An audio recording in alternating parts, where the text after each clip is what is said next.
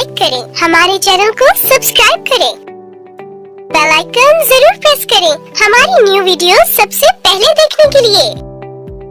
Subscribe करने के बाद ना घंटी बजा देना, ताकि जब भी मैं कोई न्यू वीडियो अपलोड करूं तो तुम्हारे फोन की घंटी भी बजे। वो मेरे पड़ोसी थे, अक्सर घर आते रहते थे। शरीर से काफी भारी भरकम थे और खाने पीने के शौकीन।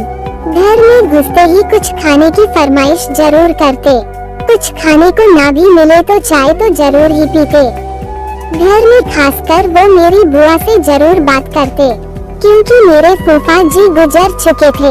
बुआ अकेली थी, ऐसे में उन्हें मोरल सपोर्ट भी मिल जाता था। असल में उस शख्स की बातें इतनी अच्छी थी, बात करने का तरीका, कोई भी उस पर यकीन कर लेता था। इसी वजह से शायद बुआ को उनकी बातें अच्छी लगती थी, पर उसकी यही हरकतें परिवार में बुआ को छोड़ दूसरे को पसंद नहीं आती थी। पर बुआ की वजह से कोई कुछ कह भी नहीं पाता था।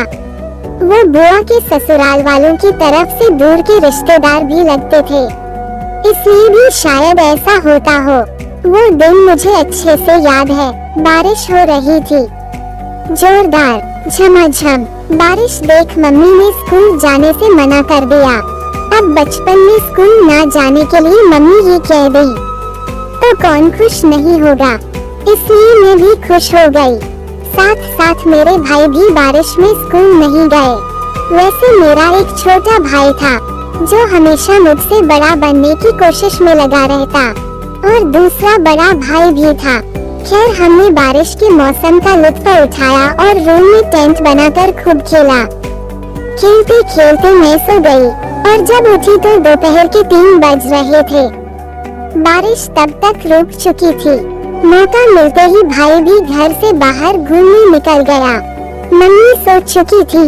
मौका देख मैं भी घर से बाहर निकल गई। मुझे लगा मेरा भाई और बाकी पड़ोस के बच्चे बाहर खेल रहे होंगे, लेकिन जब बाहर गई तो वहाँ कोई नहीं था। मैंने वो सारी जगह छान मारी जहाँ वो हो सकते थे, पर मेरे हाथ कुछ नहीं लगा। मैं उनका इंतजार करने लगी। बहुत देर तक कोई नहीं दिखा। बगल में एक बांस की करची पड़ी थी। मैंने उसे उठाया और गीली मिट्टी में कुछ ड्राइंग बनाने लगी।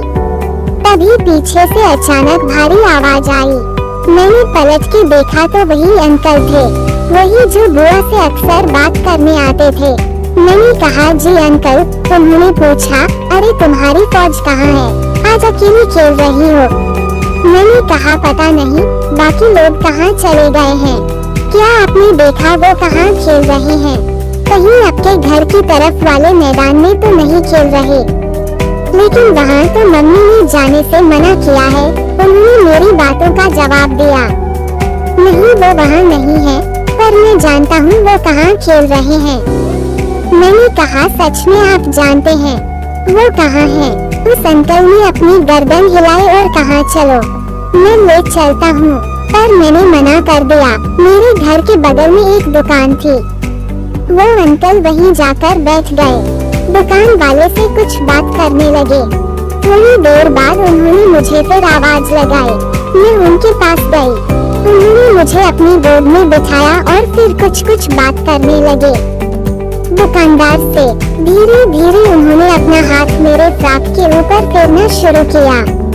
वो मुझे नीचे छूने लगे। मुझे अजीब लगा, कुछ गंदा भी महसूस होने लगा। मैंने थोड़ा तेजी से पैर हिलाया, फिर वे संभल गए। मैं उनसे खुद को छुड़ाने की कोशिश करने लगी, पर उन्होंने मुझे जाने नहीं दिया। कहने लगे कि अरे क्या हुआ तुम्हें, अभी तो तुम्हें खेलने जाना था, चलो मैं लेकर चलता हूँ।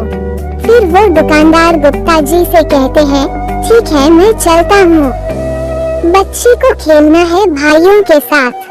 गुप्ता जी ने कुछ नहीं कहा, जैसे वो जानते हो सारी चीजें। मैं उस अंकल के साथ नहीं जाना चाहती थी, पर उन्होंने मुझे जबरदस्ती गोद में उठा लिया और कहीं लेकर जाने लगे। मैंने उनको मना किया, पर उन्होंने मेरी बात नहीं सुनी।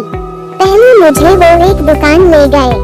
वहाँ कुछ चॉकलेट खरीदकर मेरे हाथ में पकड़ा दिया और कुछ जबरदस्ती मेरे मुंह में डाल दिया, ताकि मैं कुछ बोल ना सकूं। फिर फिर मुझे वो एक सुनसान रास्ते की तरफ ले जाने लगे। मुझे कुछ ठीक नहीं लग रहा था। मुझे कुछ समझ में आ रहा था। मेरे साथ कुछ बुरा होने वाला है। चलते चलते वो मुझे आम के बगीचे तक ले गए और वहाँ जबरदस्ती मुझे छूने की कोशिश करने लगे। मैंने अपना मुंह घुमा लिया और जिद करने लगी, मुझे घर जाना है, घर जाना है। जिस रास्ते से वो मुझे लेकर जा रहा थे, वहाँ मैं कई बार अपनी दोस्त के साथ जा चुकी थी। वहाँ के कुछ लोग मुझे पहचानते थे। मैंने कहा, अंकल मुझे छोड़ दीजिए, घर जाना है, मम्मी ढूंढ रही होगी। वो मुझे और अंदर की तरफ लेकर जाने लगा, मानो जैसे उस दिन उसने तय कर लिया था कि वो अपनी गंदी मंशा को पूरी करके रहेगा। उस उम्र में मुझे नहीं पता था कि हवस क्या चीज होती है, लेकिन उसकी आंखों को देखकर समझ गई थी कि ऐसी हरकत करने वालों की नजरें कैसे होती हैं। पता नहीं उस दिन उसके अंदर कौन सा जानवर था जो बाहर आना चाहता था और मुझे नोच खाना चाहता था। उसकी आंखें आज भी मुझे डराती हैं। वो अपनी प्यास बुझाना चाहता था, मेरा रेप करना चाहता था। वो रेप करने की जगह तलाशने लगा। मेरे मुंह में कपड़ा ठूस दिया, मेरे शरीर को गंदी तरह छूने लगा। मेरी फ्रॉक उठाकर उसने मेरे प्राइवेट पार्ट पर जोर से काटा। मैं चिल्लाई, जोर से चीखी, पर आवाज बाहर नहीं गई। वो मेरे तक ही रह गई, क्योंकि उसने मेरे मुंह में कपड़ा जो ठूस रखा था, मेरे हाथ से उसने चॉकलेट छीना। फिर चॉकलेट का पॉकेट फाड़ा, मेरे प्राइवेट पार्ट पर लगाया और कुछ करने की कोशिश की। तब तक कोई बगीचे की तरफ उसे कोई आता हुआ दिखा। उसने मुझे छोड़ दिया, मेरे मुंह से कपड़ा भी निकाल दिया और मेरे आंसू पोंछ दिए। मुझे गोद में उठाया और आगे ले जाकर छोड़ दिया। हाँ, खुद से घर चले जाओ, कहीं रुकना मत, सीधा रास्ता है। मैं रोते रोते अपने घर पहुंच गई। मम्मी ने देखा, पहले 2 थप्पड़ लगाए और गुस्से में पूछने लगी, कहाँ थी? शाम हो गई है, किससे पूछकर बाहर गई थी? मैंने कोई जवाब नहीं दिया, बोलती भी क्या। मेरी हालत उस वक्त कुछ बोलने की थी भी नहीं। मेरे साथ क्या हुआ और क्या हो सकता था, मुझे इसका एम भी नहीं थी। मैंने कुछ नहीं बोला, पैर धोए, कमरे में गई और सो गई। मम्मी को मेरा व्यवहार कुछ अजीब लगा। उन्होंने मुझे जगाया और पूछा क्या हुआ। मैंने कुछ नहीं बोला। कई महीने बीत गए, मैंने अपनी बात किसी को भी नहीं बताई।